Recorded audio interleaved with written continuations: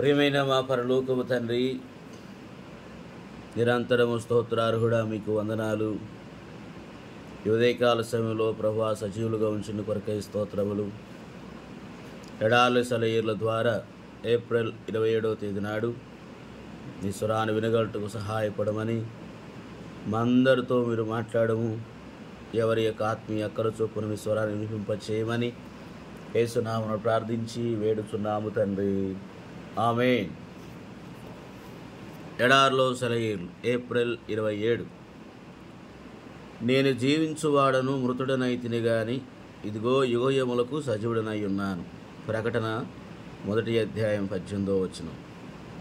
పూల్లారా, Easter రోజున పూసిన lily మొగ్గల్లారా, ఏది ఈ ఉదయము నాకు దివ్యమైన పాఠాన్ని మళ్ళీ చెప్పండి. ఎన్నో కృంగి ఉన్న హృదయాలకి మీరు అందించిన ఆ శాశ్వత జీవపు కథను నాకు వినిపించండి. జ్ఞానము నిండిన ఓ పరిశుద్ధ గ్రంథమా, ఏది మరోసారి నీ పూటలు తిరిగేయని చనిపోవడం లాభం అంటూ నీవు అందించే నిక్షేతను మళ్ళీ రుచి చూడనియ్యి. కవులారా, నిత్య జీవపు సూక్తులు ప్రతిధ్వనించే మీ పదాలను మళ్ళీ వినిపించండి. గాయకులారా, ఉత్సాహ గీతాలు ఆదుకోండి. ఆ పునరుద్ధానపు కీర్తను మళ్ళీ వినిపించండి. చెట్లు, చేమలు, పక్షులు, పురుగులు, ఆకాశం, సముద్ర గాలులు, వానలు, మీరంతా సందేశాన్ని క్రొత్తగా వినిపించండి. కిలకిలలాడండి, ప్రతిధ్వనింపచేయండి.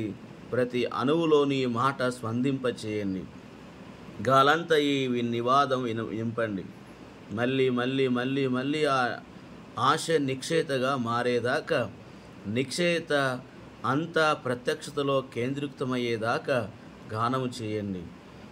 పౌలులాగా మనమంతా చావుకెదిరినప్పుడు జయగీతాలతో, విశ్వాస స్థిరత్వముతో, పవిత్రతో, పొంగిపొరలే వదనముతో అతిశయించే వరకు పాడండి.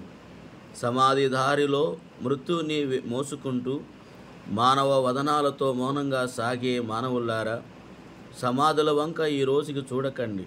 కళ్ళెత్తి దేవుని మహిమను కలకాలము కనుగొనండి. కన్నీళ్ళు కాలము కదిలిపోయింది.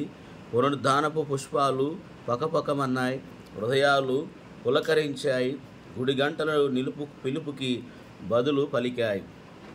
క్రీస్తు ఇప్పటికి మృతుడై ఉంటే, సాతాను శరలో మ్రగ్గుతూ ఉంటే, పాతాళ కూపం నుంచి విముక్తుడు కాకుంటే, నీ కన్నీరు తుడిచేవాడు లేకుంటే, నిరాశకి తావుంది, దుఃఖానికి చోటుంది. కానీ లేచాడాయన కట్లు తెంచుకొని, మానవుండి నిట్టూర్పులు ఇది గ్రహించుకొని, కనీసం ఈ రోజుకి మానండి చిరాకు. ఓ పాస్టర్ గారు తన గదిలో కూర్చొని తాను ఈస్టర్ రోజున ఇవ్వవలసిన ప్రసంగాన్ని రాసుకుంటూ హఠాత్తుగా ఒక ఆలోచన ఆయన మనసుని మెరుపులా తాకింది. ప్రభు ఇప్పుడు బ్రతికి ఉన్నాడు. ఒక గంతులో ఆయన కుర్చీలోంచి లేచి కాలు గాలిన పిల్లిల అటు ఇటు పంచాలు చేయసాగాడు.